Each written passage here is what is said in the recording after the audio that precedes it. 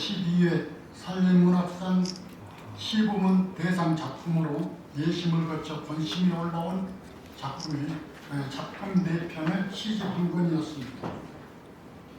이 본심이 올라온 작품들은 다 모두 나름대로 산림문학의 특성을 품고 있는 소중한 작품들이었습니다. 먼저 장효식의 기다리는 나무는 나무를 화자로 하여 그대라는 대상과의 교감을 통해서 나무의 가치와 생명성을 보여주고 있었습니다. 오인택의 봄 수국이라는 작품은 기다림을 부르는 수국, 속마음이 향기로운 수국이 봄을 기다리는 희망의 정신을 시조의 율적에 잘 담아내고 있었습니다.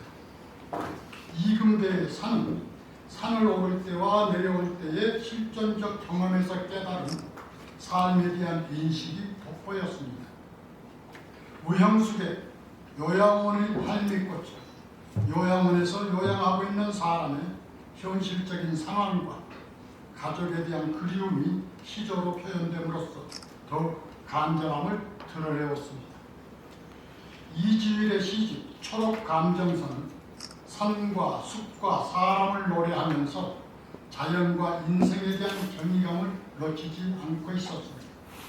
아울러 초록감정선, 자작나무 곁에서 이와 같은 작품을 비롯한 시집 전체에서 보이는 시적 대상에 대한 따뜻한 시선과 긍정적 사유, 시간 속에서 사라지는 것들에 대한 성찰이 남달랐습니다.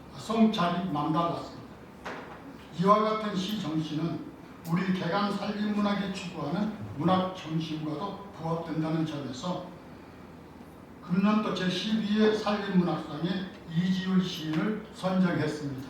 이상입니다. 고맙습니다. 예, 산림문학상 산문부 심사위원 금정입니다. 심사 결과에 앞서서 이 심사를 제가 오래 해보니까 본심에 올라온 작품이 봄에서 겨울까지 3편, 그리고 작품집 1편, 4편이 올라왔는데, 사실 그 작품 한 편하고 작품집하고 이걸 비교한다는 것은 조금 작품집이 당연히 작품집이 수상작으로 선정될 가능성이 많아요. 그래서 앞으로 이 문제를 이제 우리 산림문학회 운영진께서 좀 생각하셔가지고 산림문학상 작가상이 이제 해서 그 작품집이라든지 여러 가지 산림문학회 기여한다든지 봉사라든지 이런 기여가 있는 분들은 작품상으로 수령하고 산림문학상은 봄에서 겨울에 발표된 작품만 가지고 심사하는 게 작품을 공정한 심사가 될 것 같아요. 이렇게 사실 작품 한 편하고 작품집하고 비교하라면 그리고 시도 마찬가지고 작품집이 선정되고 스필도 마찬가지 작품집을 선정할 수밖에 없다는 그런 있다는 걸 우리 운영진께서는 참고로 해주시면 고맙겠습니다. 김은희의 스필집 꿀벌 겨울나기는 인류새라는 거대한 시대인식 속에서 한 마리 꿀벌과의 조용한 동행을 통해 생태적 윤리의 본질을 사유하게 하는 그런 뛰어난 작품입니다. 이 수필은 생태 위기를 극찬한 이념이나 선언으로 말하지 않습니다. 대신 농막과 배추잎, 베란다와 겨울이라는 일상의 그 구체적인 공간 속에서 인간과 비인간 존재가 맺는 미세한 관계를 통해 공존의 가치를 감각적으로 드러낸 그런 작품입니다. 작가는 책머리에서 숲사랑과 생명 존중, 그리고 자연 파괴에 대한 깊은 안타까움을 고백하고 있습니다. 이 고백은 단순한 선언이 아니라 작품 전체를 관통하는 윤리적 출발점입니다. 꿀벌 겨울나기는 바로 이 안타까움을 삶의 서사로 응결시킨 결과물이라고 하겠습니다. 인류세의 문학은 더 이상 인간만의 정서와 서사를 중심에 둘 수는 없습니다. 이 작품에서 꿀벌은 배경이나 상징으로 머물지 않습니다. 배추잎 속에서 우연히 발견된 꿀벌 한 마리는 작가적 삶의 리듬을 바꾸고 공간의 의미를 전환시키며 돌봄이라는 윤리적 실천을 호출하는 존재로 등장합니다. 꿀벌은 이 수필집에서 분명한 행위자, 에이전트로 기능하고 있습니다. 특히 주목할 점은 작가의 태도입니다. 꿀벌을 보호해야 될 대상이나 인민의 객체로 대상화하지 않습니다. 겨울 동안 베란다에서 함께 지내는 시간은 일방적 구호가 아니라 조심스럽고 절제된 동거입니다. 이는 생태문학에서 중요한 바이오필로적 윤리, 즉 생명 그 자체를 향한 책임감이 생활 속에서 어떻게 실천될 수 있는지를 보여준다고 하겠습니다. 결말부에서 작가가 꿀벌이 있는 농막을 다시 찾았을 때 들려온 붕붕 소리가 사실은 핸드폰 진동음이었다는 장면은 이 수필집의 백미이자 케미입니다. 두 절간의 동거는 작가의 감각 구조 자체를 바꿔놓았고 인간의 청각은 이미 꿀벌의 존재에 조율되어 있었습니다. 이는 생태적 공존이 단순한 행위의 문제가 아니라 인식과 지학의 변형이라는 점을 상징적으로 보여줍니다.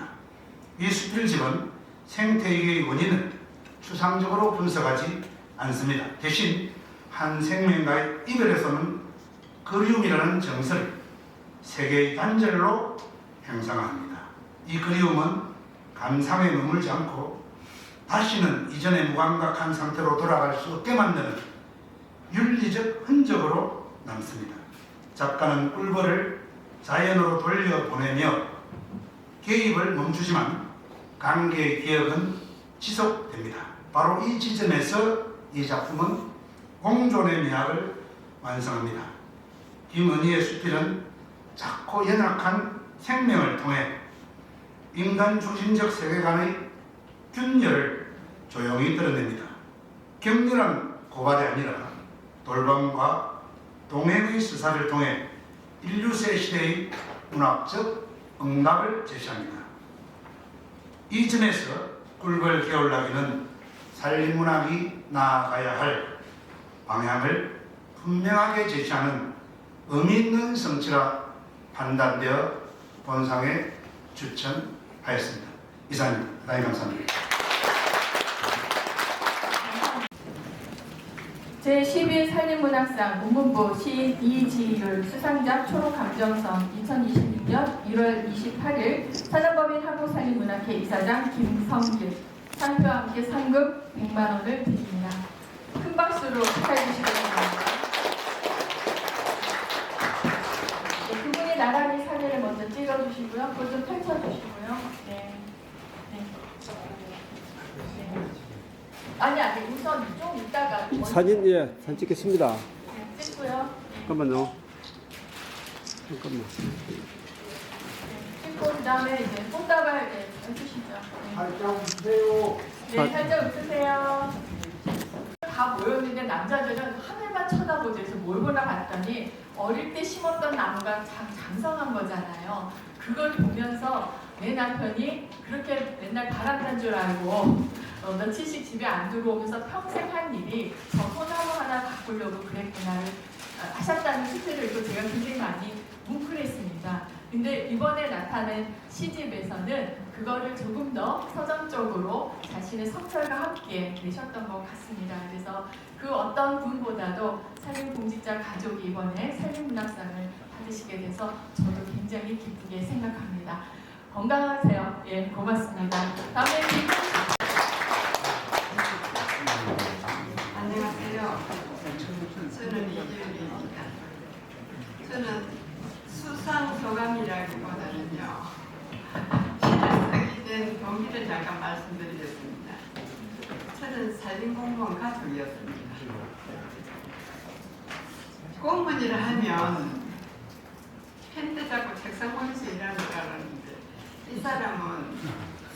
것 같더라고요. 산에 가는 일이 전부라고 그랬어요. 그래서 나무를 심고 가꾸는 일이라면 뭐 조림이니 하예사업이니 지수무역이니 별로 들어보지 못한 말을 하고는 산에 가는 거예요. 그래서 그렇게 푸른 산 가꾸기 프로젝트로 산에 오른 사람이 소임을 다하고 산을 내려올 때는 머리에 서리가 않고 모진 바람에 시달린 나무더라고요. 그래서 제가 처간지시 그 나무를 내재율로 초록 감정 쓴 시를 쓰고 삶이라는 게 힘내는 일이구나 그런 생각을 하면서 시를 쓰기 시작했습니다. 그런데 꽃 한 송이 나뭇잎 하나하나에도 그냥 피지 않는다는 사실을 알기가 참 오래 걸렸습니다. 그걸 알아내는데. 그래서 이렇게 늦깎이 시인이고 시집인 거를 김승리 이사장님, 이서영 부사님, 심사위원님 이런 자리를 만들어 주셔서 깊이 감사드립니다. 그리고 오늘 이 계기로 좀 더 건강한 농나무시를 한번 써볼까 하는 생각을 주문을 저 자신에게 해봅니다. 감사합니다. 문학산 사문부 수필가 김은희 수상자 꿀벌의 겨울나기 2026년 1월 28일 사단법인 한국산림문학회 이사장 김선근 상패와 함께 상금 100만 원을 드립니다. 네, 축하드립니다. 큰 박수를 주시겠습니다. 그다음에 이제 꽃다발 하나 잠깐만 들고 있어요. 꽃다발 들으시고요. 네, 그리고 사진 찍어주세요. 네. 자, 이쪽으로 보세요. 사진 찍겠습니다. 자, 지금 하나, 둘, 셋. 그리고 잠깐만.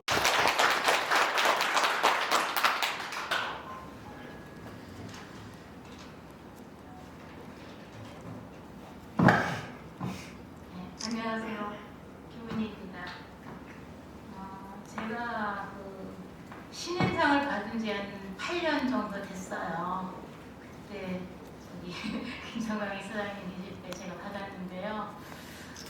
그때 그 수상소감을 이 산림문학회 제가 인생 2막을 문학을 시작하고 이 산림문학회 온 것을 가장 행복하고 즐겁다 생각을 하면서 앞으로 기대를 많이 한다 이런 아마 제가 그런 얘기를 했던 걸로 기억이 납니다.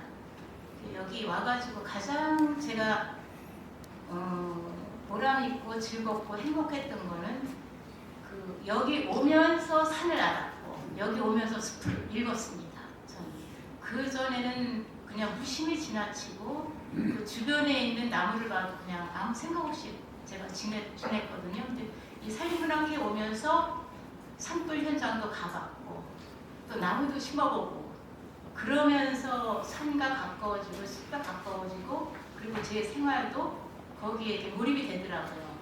그래서 앞으로도 저는 그 숲을 산을 그리고 여러분이 다 숲이거든요. 여러분을 위해서 몰입하고 열심히 글로 대신 남기겠습니다. 감사합니다.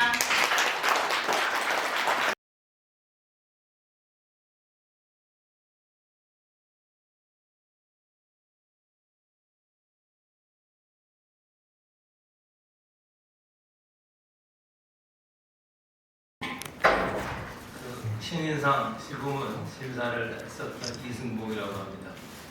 제가 오늘 이 자리에 올 때 3시로 알고 제 딸은 좀 일찍 온다고 왔습니다. 또 와서 보니 제가 지각을 좀 했습니다. 근데 오늘 아침부터 여기 오려고 제가 유튜브 그 산림문학회 유튜브를 다 보고 왔습니다. 오전 내내 봤습니다. 전에 오기 전까지 점심도 안 먹고 계속 그것만 보다 왔습니다. 그래서 김성길 선생님은 오늘 오전 내내 저하고 같이 있었고 이서연 선생님도 오늘 저하고 같이 있었습니다. 오늘 최병환 선생님도 화면에서 많이 봤습니다. 제가 그렇게 봤던 이유가 제가 산림문학은 도대체 어디로 향해야 되는가에 대한 질문을 저도 계속 하고 있습니다. 특히 말씀 많이 하시는 녹색정신, 도대체 그게 뭔지에 대해서 자기 정의를 하지 못하는 한 산림문학은 견디기 어려운 휘둘릴 거라는 생각이 듭니다. 그래서 제가 먼저 그 심사할 때도 같은 맥락에서 심사의 기준을 설정한 적이 있었습니다. 녹색정신에 대해서 이분이 얼마나 치열하게 탐색을 했는가라는 문제였습니다. 제가 이런 말을 해야겠다라고 오늘 잠시 생각을 했었는데 하고도 약간 후회는 했습니다. 그 치열하다 그럴 때 그 치자나 열자가 둘 다 불화변이 들어갑니다.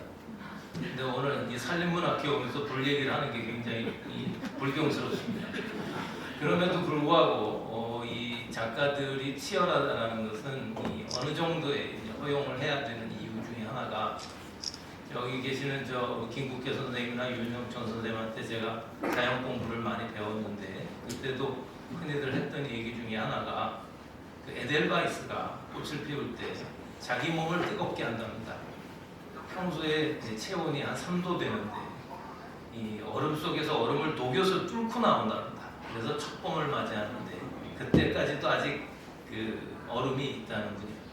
그때 몸을 체온을 7도까지 올린답니다. 그러니까 사람으로 따지면 80도까지 체온을 올려야 되는데 그러면 라면도 끓일 수 있는 겁니다. 우리가 과연 그만큼 치열해 본 적이 있느냐? 이게 질문이었고요. 적어도 시를 쓰는 사람들은 한 번쯤은 시에 대해서 치열해 보아야 되지 않느냐? 이런 생각을 했고 더구나 새싹으로 시작하는 신인들 같은 경우에는 시에 대한 치열함이 분명히 존재해야 할 것입니다. 그런데 제가 선정하는 과정에서 보았던 이 신인분들은 분명히 한 번쯤은 치열해 본 적이 있는 분들이었습니다. 제 기억에 제가 먼저 심사할 때 한번 해당자 없음을 제가 한번 결정을 한 적이 있었습니다. 치열한 분이 물론 계셨습니다만 제가 보기엔 덜 치열했던 것 같습니다. 근데 마침 여기 25년도에 선정되신 분들은 치열함의 어떤 상태까지 가보신 분들이라고 확신이 들었고 그래서 선정을 할 수 있었습니다. 다만 그분들에게 부탁하고자 하는 것은 그 치열함이 신인 때만 있는 게 아니라 저도 이제 데뷔한 지가 40년이 됐습니다만 지금도 아직도 치열함에 대한 어떤 욕망 같은 건 있습니다. 앞으로도 치열함을 잊지 않으시고 좋은 작품 쓰시기를 기대하면서 심사 말씀드리겠습니다. 고맙습니다. 이승국 교수님께서 말씀하신 그 산림문학의 신인상 심사 기준의 치열성은 저도 매번 심사하면서 경험하고 있습니다.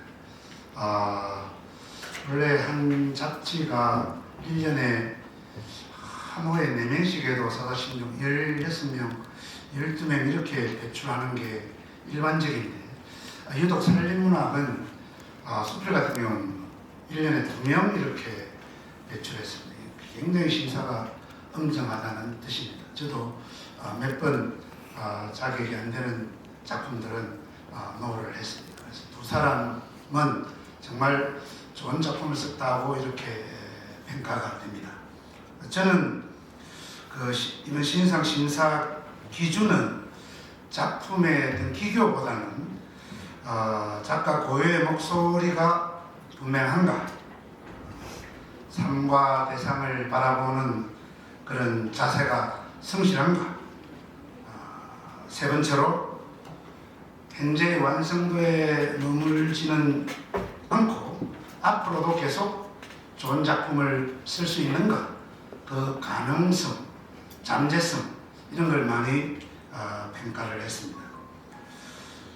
신이라는 이름 앞에는 항상 그 처음이라는 말이 붙지만 그 말에는 결코 처음이 아니라 그 말들에는 이미 삶에 대한 시간, 사유, 밀도의 무게가 얹어져 있다고 생각합니다. 먼저 금경익 수필가의 통명 드미도는 섬을 건너가는 글이 아니라 자기 자신에게로 돌아오는 수필입니다. 이 수필은 여행기에서 출발하지만 섬에 대한 깊은 애정과 섬을 바라보는 세밀한 시선이 만나서 끝내 성찰과 진실의 발견에 이르는 그런 글입니다. 작가는 두미도의 풍경과 삶 속으로 천천히 들어가서 섬 사람들의 생활을 통해 자기 자신을 객관적으로 되돌아봅니다. 그 과정이 매우 진솔하고 단단합니다. 특히 동백꽃과 돌구덕 같은 이미지와 상징은 이 작품의 문학적 완성도를 더 받치는 중요한 축이 되고 있습니다. 이 수필은 기행에 머물지 않고 삶의 현장과 행위의 자리로 서사를 확장해 나가며 관습을 벗어난 언어로 신선한 감동을 줍니다. 읽고 나면 두미도에 다시 가고 싶어지고 이 글을 다시 떠올리게 됩니다. 그런 점에서 신인상 당선작으로서 충분한 가치와 품격을 지니고 있다고 판단해서 신인상에 추천하였습니다. 두 번째로 김남홍 수필가의 잡초와 전쟁은 잡초라는 제재를 통해 자연과 더불어 살아가는 삶의 태도를 깊이 있게 성찰한 수필입니다. 작가는 시골 산터에서 마주한 잡초들을 서정적으로 바라보며 자연에 닮아가는 삶, 자연스러운 삶의 흔적을 글로 남기고 있습니다. 이 수필에서 잡초는 제거의 대상이 아니라 사유의 출발점이자 순리의 삶을 가르치는 스승으로 형성화되고 있습니다.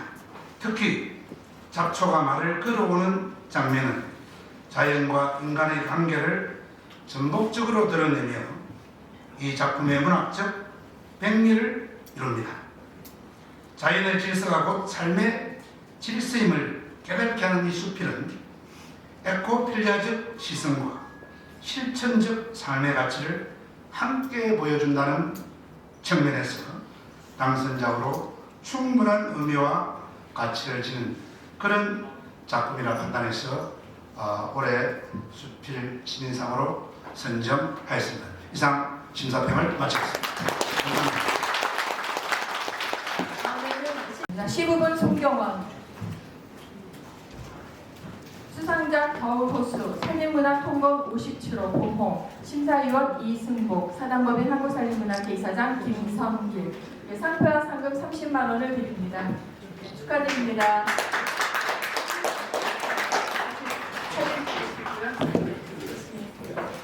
자, 사진 찍 정애실 수상작 불 심사위원 이승복 사단법인 한국산림문학회 이사장 김성길 상표와 상금 30만 원을 드립니다. 축하드립니다.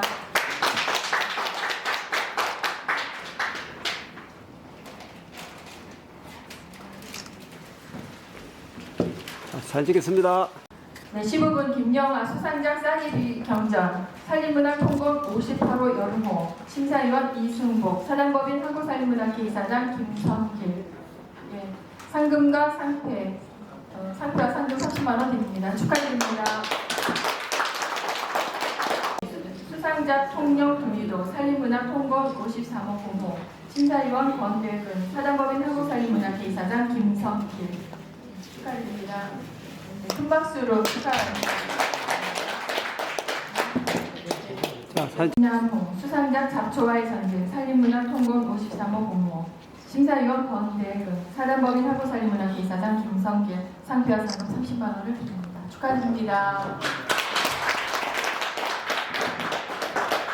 상을 받아서 어찌 해야 될지 모르겠습니다. 무겁고 기쁜 상이라고 생각이 됩니다. 30년 만에 여기 그때는 30년 전에는 임업연구원이었습니다. 우리 최서희 사회복지과장님 계신데, 산림복지과장님 계신데, 저도 그 사무관 생활을 여기서 시작을 했었습니다. 그때 우리 김정광 회장님이나 전준표 회장님, 윤영균 회장님이랑 다 같이 정재환 선배님 같이 했습니다. 여기 들어오는데 느낌이 확 뭔가 왔습니다. 교양이 없구나. 나무들, 숲 이런 것들이 제가 처음에 조금 위축돼서 이렇게 좀 어렵게 어렵다기보다는 이제 뭐 초임이니까 그때 이제 조금 어려워할 때 그 나무들하고 지금의 나무들이 부피가 훨씬 이제 성장하고 달라졌지만 큰 모습에서 여전히 같은 모습이구나 이런 생각이 있습니다. 숲이 이렇게 변하지 않았구나. 근데 보니까 사람들도 크게 변하지 않은 것 같습니다. 네. 우리 제가 이 상을 받을 때 연예인들이 이제 상을 받으면 여러 이 감사하다는 인사를 여러분들께 다 하시잖아요. 그래서 왜 그런가 했더니 이 상이라고 하는 게 제가 잘나서 받는 상이 아니구나. 많은 분들이 이렇게 지원해주고 도와주셔가지고 되는 거구나. 그런 생각이 들었고 그런 과정에서 이게 나무 하나가 크는 것도 숲이 있어야 이게 되는구나. 이런 생각이 들었고요. 그래서 제가 사실은 여기 오면서 저를 키워준 많은 숲들이 숲의 나무들이 다 여기 계시구나. 그리고 하나도 변하지 않고 계시구나 이런 생각을 했습니다. 저는 이제 뭐 조금 개인적인 뭐 욕망이나 이런 것 때문에 살림청을 벗어났지만 그래도 뭐 살림청을 벗어나면 좀 미안한 마음일까요? 아니면 또 뭐 이렇게 좀 숨기고 싶은 마음일까? 그래서 이제 약간은 애 식구들하고 조금 어려워지는 경우도 종종 있습니다. 근데 이제 저는 어떻게든 좀 미안한 마음을 좀 많이 키워서 제가 총리실에 있었는데 총리실에 누구든 살림청 분들이 오시면 길이라도 안내해주고 뭐라도 하나 이렇게 물어보고 또 뭐 답도 해주고 그런 거를 했던 것 같습니다. 많이 부족했겠지만 저는 뭐 그렇게 하려고 했었는데 그래서 이제 뭐 살림청 분들이 많이 기억을 해주시고 또 어쨌든 뭐 이런 자리에서도 계속 반겨해 주시는 것이 그래도 이제 그런 보람이 아닌가 이렇게 생각이 됩니다. 다 말씀을 드리면 좋겠지만 우리 김정길 이사장님하고 이서연 부이사장님, 우리 김청광 청장님, 전임조 윤영균 선배님 이런 분들께 너무 감사하다는 말씀을 드리고 또 제 팬북에 와서 늘 격려해 주시는 이군배 선배님들이 와 계시네요. 낯이 설지 않습니다. 다만 다 호명하지 못하더라도 너무 친해서 그랬다고 생각해 주시고 한 가지 미안한 점은 우리 추천해 주신 이승복 교수님 따로 인사를 드렸어야 되는데 몇 번 우리 이서연 부사장님께나 한번 뵙게 해달라 부이사장님께 그런 말씀을 드렸는데 그렇지는 못했습니다. 제가 이제 어쨌든 뭐 신인이라든지 이런 말이 어색하긴 하지만 그래도 이제 뭔가 책임감을 갖는다면 아니면 뭐 문학을 한다라고 하는 거에 있어서 의미를 부여한다면 개인적으로는 좋은 점이 제가 이 어떤 그러니까 사람들하고도 많이 만나는 상황이겠지만 사물과도 대화가 가능하구나. 제가 가까운 어떤 물건이나 어떤 사람, 나에게 마음을 열어주지 않는 사람과도 대화가 가능하구나 이런 생각이 들었고요. 또 전체적으로는 문학은 좀 강의 역할을 하지 않는가. 우리가 뭐 SNS나 여러 가지 매체를 통해서 서로가 연결되는 것 같지만 공통의 감정을 가지고 만나는 것은 약간은 좀 문학이라든지 이런 게 아닐까 싶어요. 그런 강이 있어서 강이 어떻게 보면 서로를 막고 있는 그런 것처럼 보이지만 강이 있기 때문에 건너갈 수 있고 만날 수 있고 건너가보고 싶은 그런 그게 되지 않는가 이렇게 생각이 됩니다. 그만하라고 아이가 이제 아무튼 뭐 이제 그런 저에게 큰 상을 주셨으니까 또 산림문학 시민으로서 이 산림 문학이 조금이라도 산림문학에 조금이라도 도움이 될 수 있도록 이렇게 노력해 나가고 아까 말씀드린 대로 사람 사이에 강을 넓혀가는데 조금이라도 도움이 되도록 그렇게 하겠습니다. 감사합니다. 예, 반갑습니다. 전애실입니다. 인사드립니다. 먼저 부족하지만 저의 시를 뽑아주신 우리 심사위원장님이야 우리 예원 위원장님, 관계자 여러분, 먼저 감사의 말씀드립니다.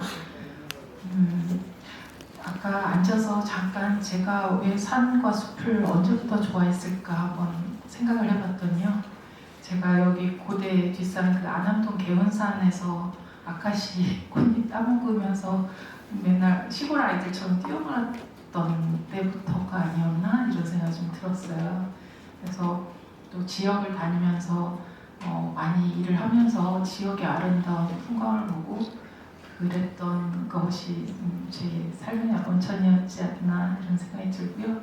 우리 심사위원님께서 말씀 치열함에 대한 성찰을 해보자면 사실 나의 이 치열함이 다른 사람을 불편하게 하지는 않을까 아마 이렇게 많이 이렇게 주저하거나 고민을 덜하게 되는 시기도 있는데 지금은 어떤 생각이냐면 제가 이제 문화예술 기획자로서 일을 하는 문화가 라틴어 어원이 이제 경작하다 농사짓다라는 뜻이 있거든요. 그래서 우리 삶도 경작하듯이 우리가 이런 문화라는 거대한 담론 밑에 있는 문학, 예술도 사실은 이 삶을 변화시키고 생태적인 삶을 살게 도와주고 지구 위기나 온난화도 우리가 헤쳐나갈 수 있는 힘을 주지 않나 이런 마음으로 임하고 있습니다. 그래서 문화예술을 통해서 문학을 통해서 우리가 이 힘든 이 지구 위기를 헤쳐나갈 수 있는 한 분 한 분이 소중한 힘을 내실 수 있는 그런 분들이라 생각하면서 저도 미약하나마 제 힘을 보태고 함께 하기를 같이 기원해 봅니다. 모든 관계자 여러분 감사드립니다. 저는 지난 그 여론모에서 지면으로 인사드린 김영화입니다. 제가 사실 여기 이 자리에 있으니까 좀 떨리는데요. 우리 그동안 제가 이제 여름 후에 등단을 해가지고 가을로 겨울로 이렇게 지나오면서 이렇게 글로만 이렇게 뵙던 분들 앞에 서니까 긴장이 많이 됩니다. 그런데 이 김성기 이사장님께서 인상이 너무 좋으셔가지고 내부서 말씀드리니까 좀 편안해지는 것 같습니다.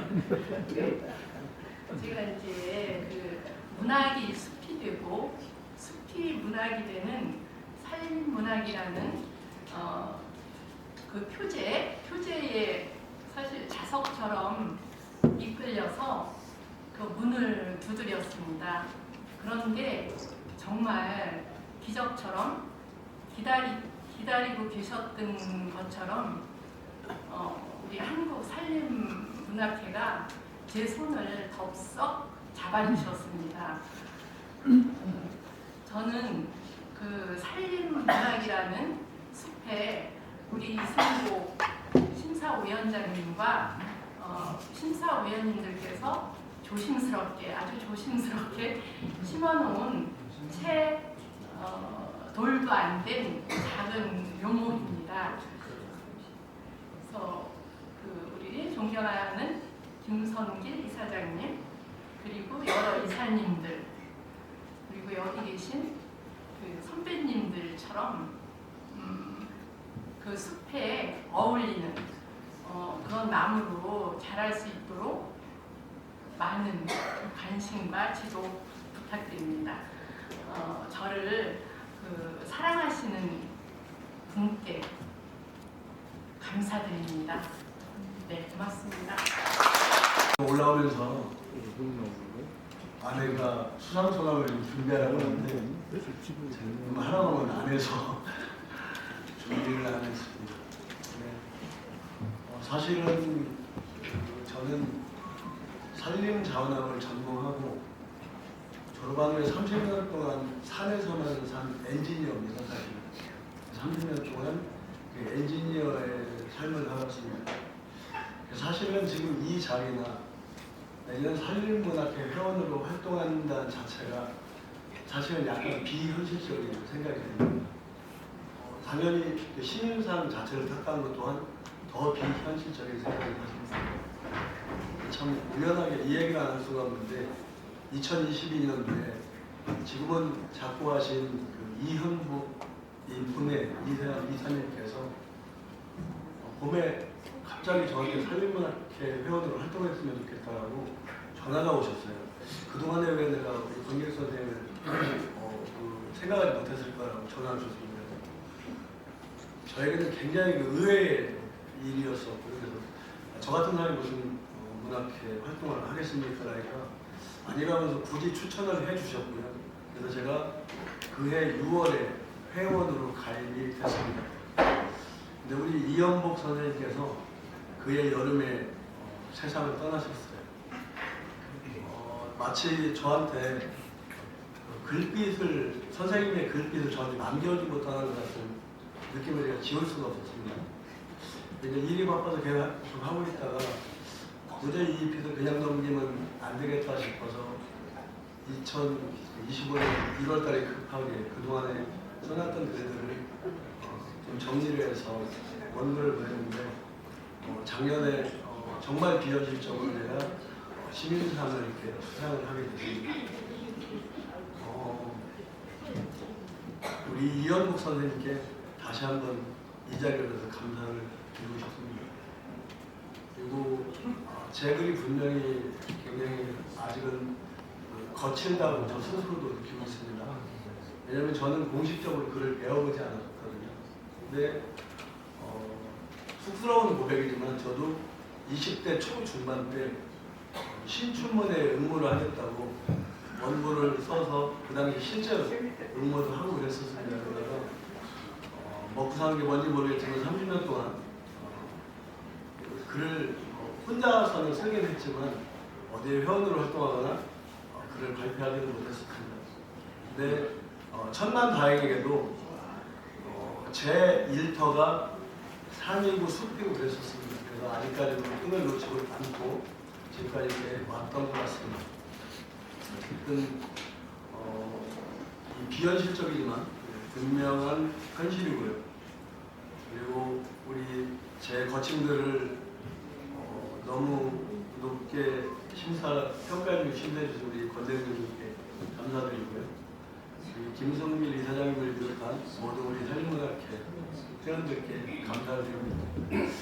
저는 오늘 또 하나의 큰 빚을 졌다고 생각을 합니다. 우리 산림문학회나 우리 권대균 교수님께 큰 빚을 졌다고 생각하는데 그 빚은 제가 앞으로 살아가면서 글을 쓰는 활동으로 받겠습니다. 오늘은 저 뒤에 꽃다발 전술랑 같이 와 있는 제 아내와 이 행복함을 함께 나누고 싶습니다. 감사합니다. 여주 세종문학회에서 활동하고 있는 김남웅입니다.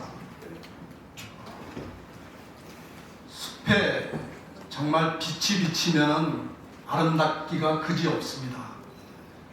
그런데 저희가 볼 수 있는 빛, 소위 가시광선이라고 하는 것은 그 빛 속에 지극히 좁은 부분입니다. 거기다가 저의 편견과 아집, 고집이 또 저의 시각을 가로막습니다. 제 내면에 있는 어두운 그림자가 또한 제 시선을 방해합니다. 저는 오랫동안 군 생활을 해왔기 때문에 그 폐쇄된 좁은 사회에 갇혀있는 아주 좁은 시야의 한 사람입니다. 앞으로는 진정한 저 자신을 깨닫고 밝고 맑은 눈으로 자연의 아름다움을 찬미하면서 가끔은 산림문학에 제 작품도 내고 그렇게 살아가겠습니다. 이사장님과 저를 뽑아주신 교수님 정말 감사합니다. 감사합니다.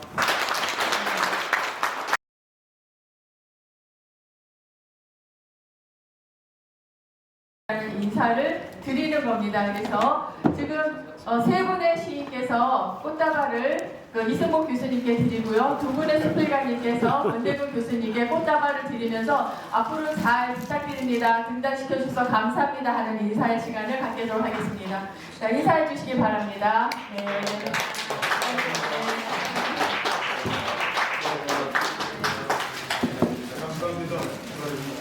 네, 그리고 한 분이 기념사진 같이 다 찍으시죠. 이사장님 가운데 들어가시고요. 상을 자질과 품격을 갖춘 분들이 몇 분 모시게 됐습니다.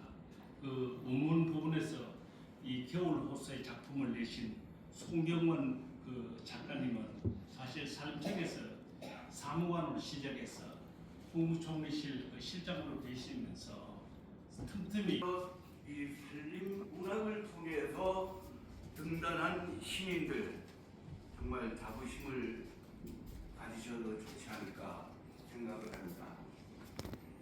아무런 사심 없이 어떠한 그 수상자에게 바라는 것 없이 오직 그 문학 작품만을 보고 정말로 이분이